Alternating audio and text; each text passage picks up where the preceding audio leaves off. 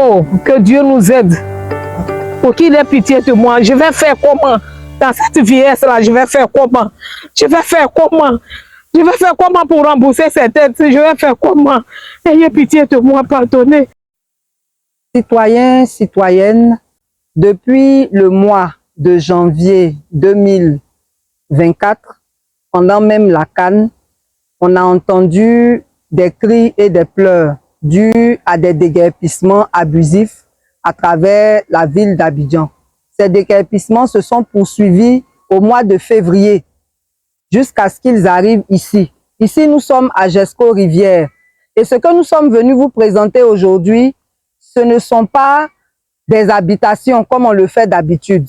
Nous sommes venus vous présenter la situation de 133 éleveurs qui sont ici depuis 2007. Ils sont ici depuis 2007, ils sont constitués en une association agro-pastorale. Le président va vous dire tout à l'heure tous les types d'élevage qu'ils font et tout comme les habitations, ces éleveurs installés sur ce site qui leur a été cédé par l'assaut de Fort ont été eux aussi affectés par les déguerpissements abusifs le 20 février, sans qu'on ne les ait avertis, sans qu'on ne leur laisse le temps de sauver leurs animaux. Écoutez les témoignages et nous vous reviendrons. Je suis Balé Guillaume Zilé, à l'état civil, de profession agronome, ingénieur agronome. Et je suis ici en tant que président d'une association du secteur de l'agro-pastoral, dénommée Agro-Paste et Burni, qui est légalement constituée. Voilà, donc nous avons eu nos documents légaux, c'est-à-dire l'agrément et le récépissé de déclaration depuis 2007. Donc depuis 2007, nous sommes en fonction. On fait la formation des acteurs, on les installe. Donc c'est comme ça, en 2010, nous avons découvert ce site par le canal des agents de l'assaut des forts qui exploitaient ici comme une station de pépinière. Nous étions des pépiniéristes et nous avons demandé aussi à pratiquer. C'est comme ça, vous voyez un peu certains vergers ici. Nous avons planté même des arbres ici de marque comme le Glycida tantôt. Et nous avons aussi demandé à pratiquer l'élevage. Ils nous ont confirmé cela, vous pouvez pratiquer. Donc comme ça, on a demandé à nos membres, vous pouvez vous joindre à nous, ceux qui sont intéressés à investir. Et c'est comme ça, on a décidé de délimiter des parcelles distribuées aux membres pour pratiquer l'élevage. Voilà, donc il y a plusieurs types d'élevage ici. Nous avons l'élevage de volailles, donc les cailles, les poulets, les pintades, les canards. Il y a l'élevage de porc. Il y a l'élevage ici de petits bétails qui est les caprins, les moutons. Nous avons aussi l'élevage des lapins, la cuniculture. Il y a certains qui pratiquent l'élevage des escargots. Il y a les escargotiers ici, avec les mamans que vous voyez. Nous avons aussi certains qui pratiquent l'élevage des poissons, la pisciculture et même la raniculture, l'élevage de grenouilles, qui est vraiment nouveau en Côte d'Ivoire. Donc, Agro-Paste et Burni veut se voir la première structure à vulgariser cela. Donc, nous avons commencé à expérimenter sur le site. Il y a de l'eau pas loin. Alors. Il y a de l'eau pas loin. La rivière là, ça dit nous sommes en bordure du fleuve Banco. Donc, c'est le fleuve Banco et qui fait la frontière de notre site avec la réserve qui est là. Donc, bon, à notre grande surprise, nous étions là un matin et on a appris qu'à Abidjan, puisque quand nous on s'installait ici, pratiquement la ville n'était pas encore arrivée. Nous étions isolés parce que c'est comme ça, on pratique l'élevage, il faut s'isoler. La ville nous a trouvé, bon, nous sommes installés, on a trouvé ça encore intéressant parce que ça a agrandi notre marché.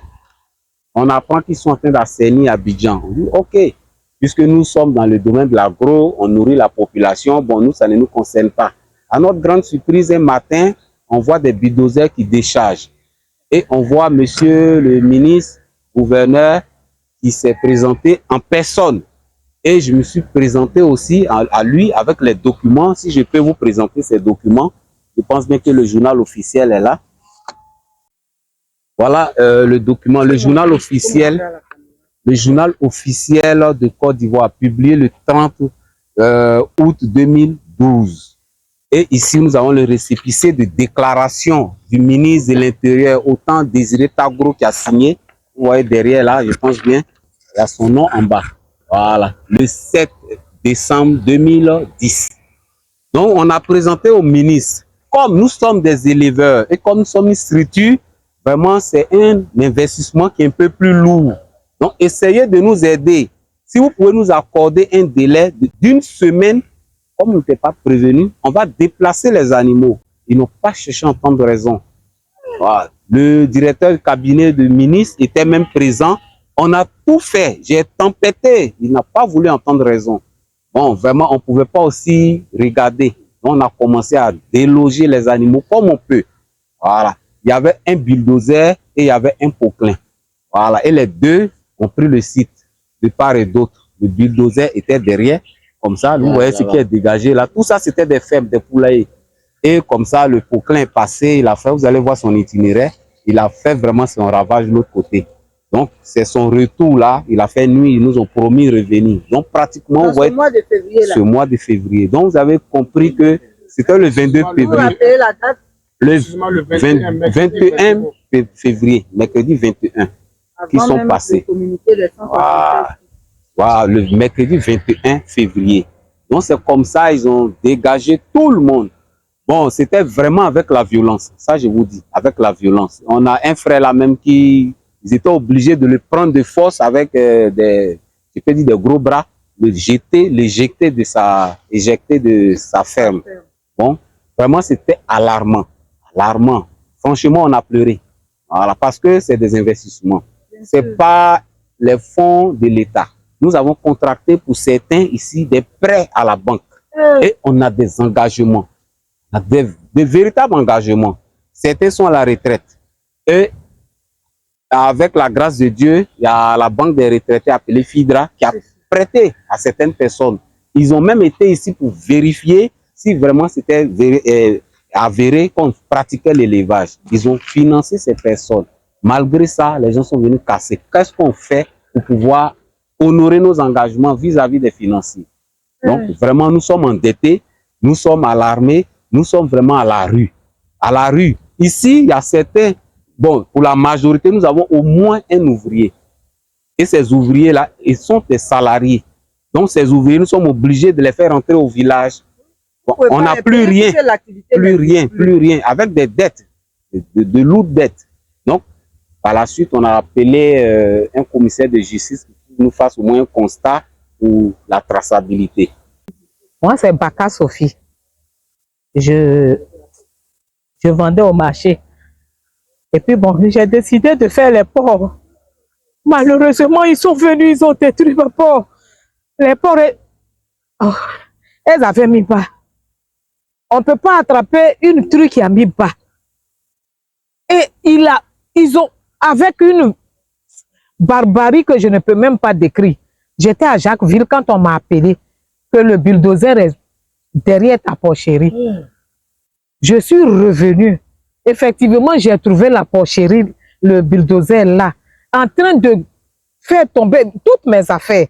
Les animaux étaient dedans. Les animaux étaient dedans. Vous allez aller le constater. J'ai demandé pardon. J'étais en train de demander pardon. J'étais en train de demander pardon. Pas suffi. Oh, il a percé. Et les trucs sont sortis. Comment les attraper? Comment les faire? Je ne peux pas décrire ça. C'est indescriptible. Je peux pas. Oh, que Dieu nous aide. Pour qu'il ait pitié de moi. Je vais faire comment?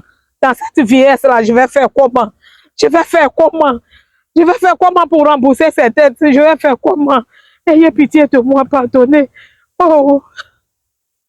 Oh, Yako. Oh. Monsieur Damele Alassane, je suis vraiment assis ici. Ça fait plus de 10 ans ici, assis ici. Bon, il y avait une grande femme en bas là-bas.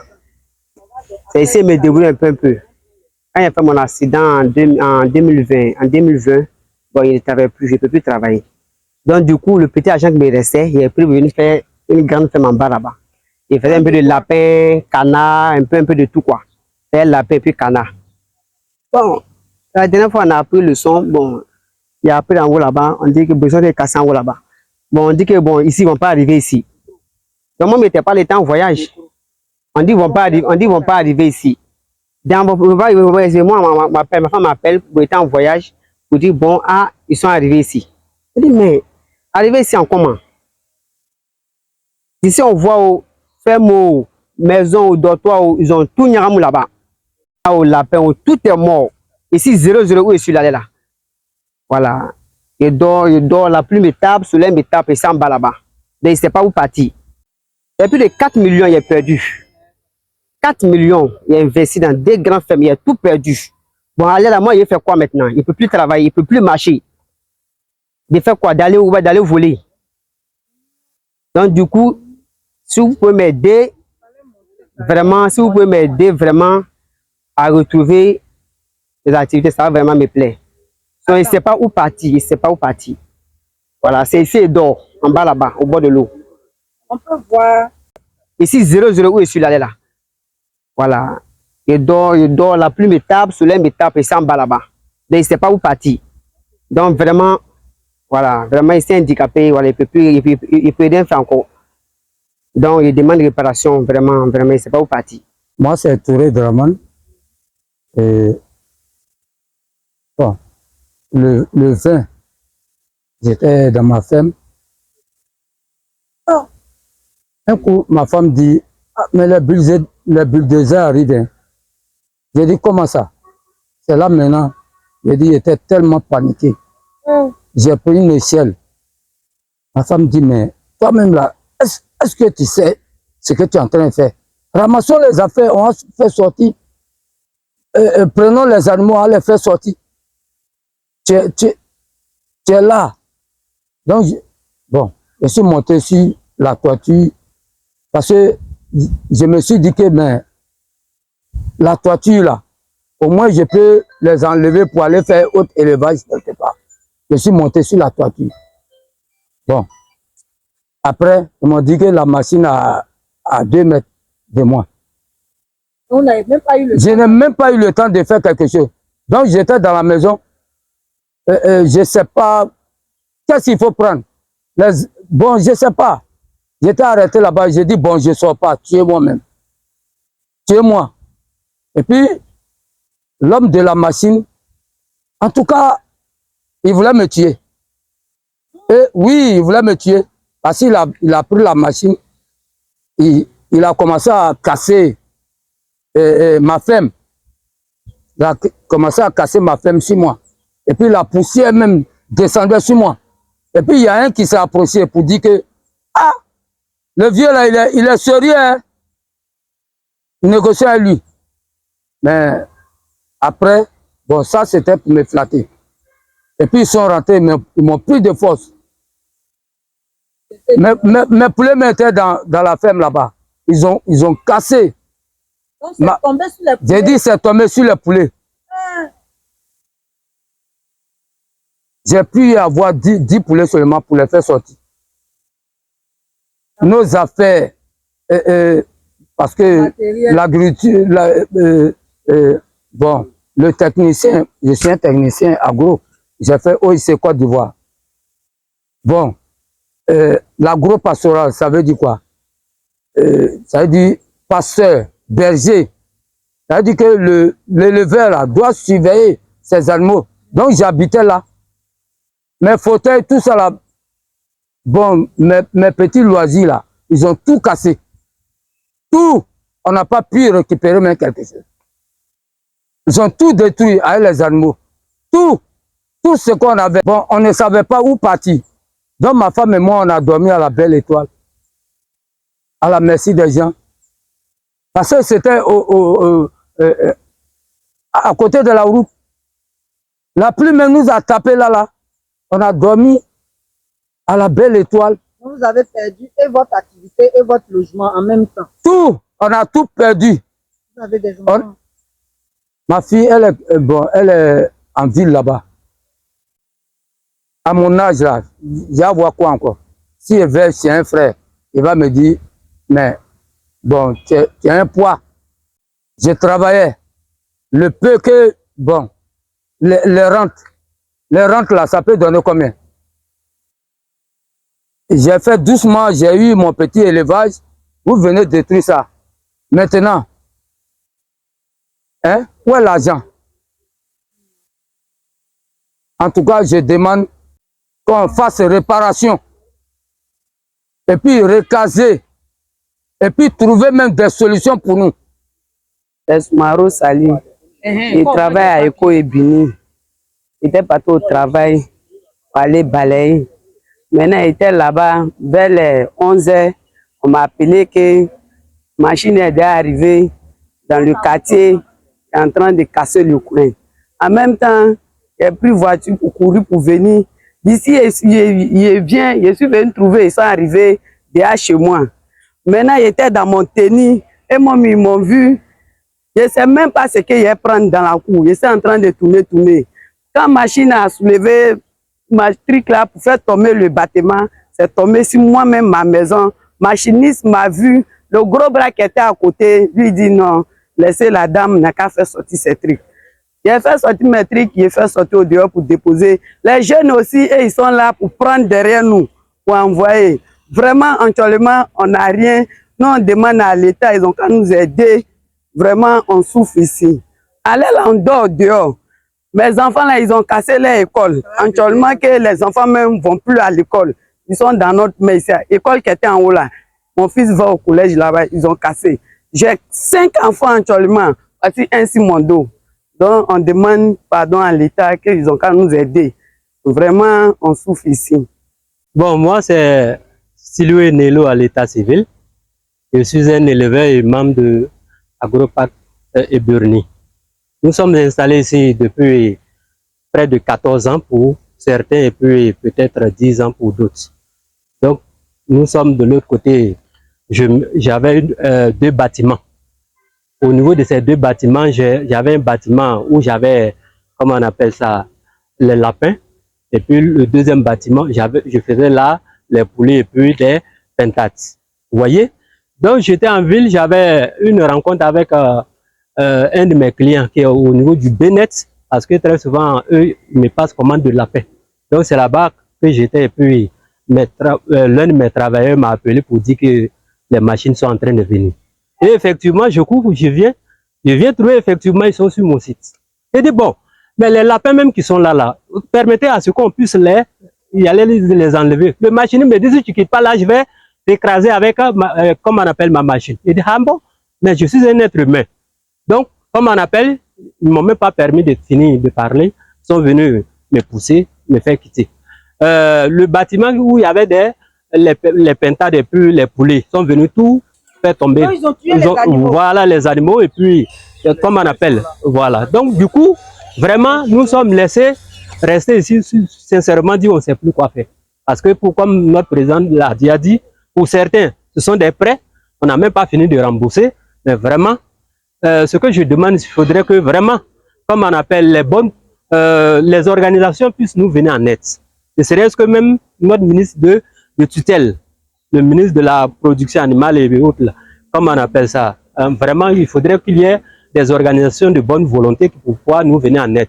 Parce que pour nous, c'est vrai, on a perdu une activité, mais pour certains, là, au-delà de l'activité, ils ne savent plus où aller. Parce que, par exemple, quand je prends les travailleurs, eux ils dormaient sur le site. Bon, peut-être moi, je peux me débrouiller en ville, mais au fond, je venais à chaque fois, mais pour l'activité. Maintenant que ça n'existe plus, je mange comment? J'ai pratiquement 6 enfants que je scolarise à cause de l'activité. Donc vraiment, comme je l'ai dit, il faudrait qu'il y ait un coup de main à notre endroit. Donc voilà. Madame Dosso.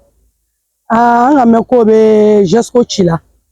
Tola Jesco Chila, quoi Jigla, on go nous tala passé, on nous ferme les kelea. Ferme flale va en boria. Ou ka ferme kelen beni sisei. Ka ferme kelen beni sisei yere. Ferme kelen no ko ba be, ngo ma ngo ye sabali ngo système senu ba kono. O ko fo eta kono ngo système senu ba kono. Bon, on a bon ben nyagami ka yoro ben nyagami. Nya den flabe o be école ke sans faire. Je suis obligé quand don ta ko to bla tekube. Nya do ya école chiena nyina sanna. Nya sise o abesala, atoto asara de nani ferme kono. Parce que ngo dali ala kama. Ay sabali nya ferme kelen be sise fitini ba kono. O comme fanya tigala wa sabali. O ka nya sise sara de nani ntoi. Donc me sera mi fo eta nyene o sabali yake ala kama o yan deme.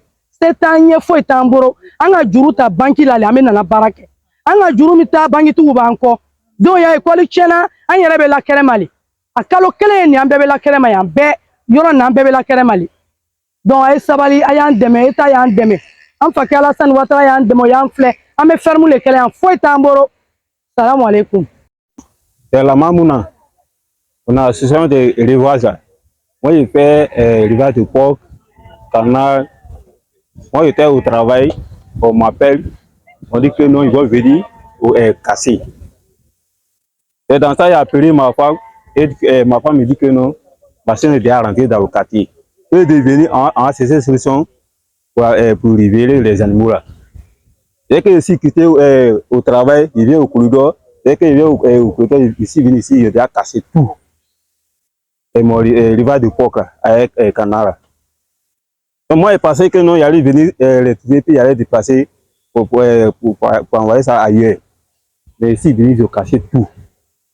Donc je vous demande pardon d'aller nous aider par rapport à la réparation. Comment il va reprendre encore?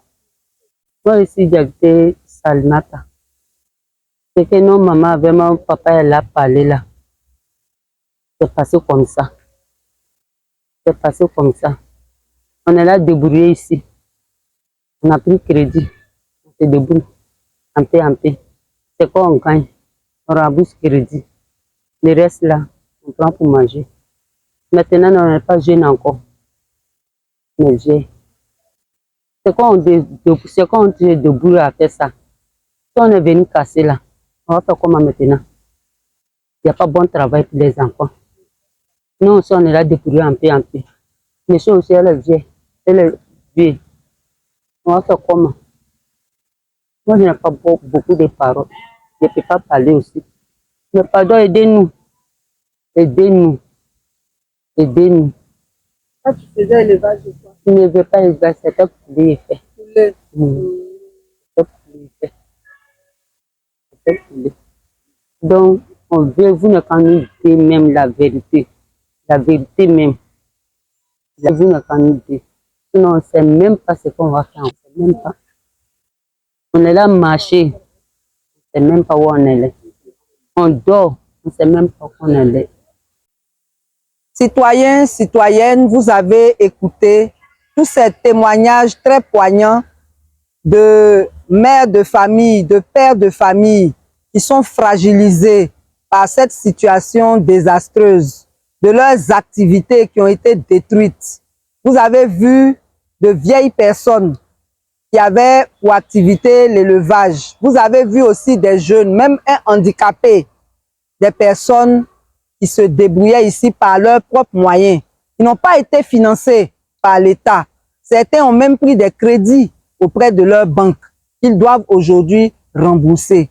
Et tout ça a été mis à l'eau en un seul jour, sans aucun préavis, sans aucune perspective. Nous voulons donc lancer un appel à tous les pouvoirs publics, à commencer par le président de la République. Beaucoup lui ont fait appel. Il faut que réparation soit faite. Il faut que ces familles retrouvent une vie normale. Nous voulons interpeller donc le président de la République, le gouverneur du district, le ministre de la production animale, le ministre de la solidarité, le maire de Yopougon, pour que vraiment quelque chose soit fait afin qu'ils retrouvent une vie normale. On leur avait dit 50 mètres. On a dépassé les 50 mètres. Et ça a été fait sans aucune humanité. Ils ont demandé une semaine. Après 3 jours, 2 jours, rien. On n'a rien voulu savoir. Nous voulons aussi lancer un appel à toutes les bonnes volontés. Si Dieu vous met à cœur de pouvoir aider quelqu'un parmi eux, ou bien même les aider eux tous, laissez parler votre cœur. Laissez parler votre cœur. Si vous voulez aider quelqu'un parmi eux, contactez-nous. On va vous mettre en contact. On fait appel aussi à des avocats. On a des avocats parmi nos relations, on va les voir, mais s'il y a des avocats qui sont aussi intéressés par cette situation, ils peuvent aussi prendre contact avec nous pour qu'on puisse les encadrer afin qu'ils puissent entrer dans leurs droits. Vraiment, on veut demander pardon au président de la République. Cette affaire de dire que du 9 au 17, on va casser là. Voilà GESCO, voilà Banco 1, voilà Boribana, voilà les éleveurs d'ici, GESCO Rivière, qui sont en train de pleurer. Il faut qu'on arrête. Il faut qu'on arrête, qu'on fasse un point, qu'on répare tout ce qu'on a détruit. Et après, on verra comment faire la suite en respectant les règles, en respectant les normes. Ils n'ont pas dit qu'ils ne voulaient pas partir. Ils ont demandé un temps, on ne leur a pas donné, on a tout détruit. Ils font comment pour retrouver une vie normale? Il y en a qui dorment à la belle étoile. C'est inhumain, c'est cruel, c'est méchant. C'est méchant. Donc vraiment, on supplie les autorités de ce pays de réparer l'injustice qui leur a été faite. Eux-mêmes, ils vous ont demandé pardon, vous avez entendu. Nous là, on n'est qu'un canal pour diffuser leur peine, leur douleur, leur désarroi, leur détresse. Que Dieu vous touche, que Dieu les aide. À bientôt pour un prochain focus.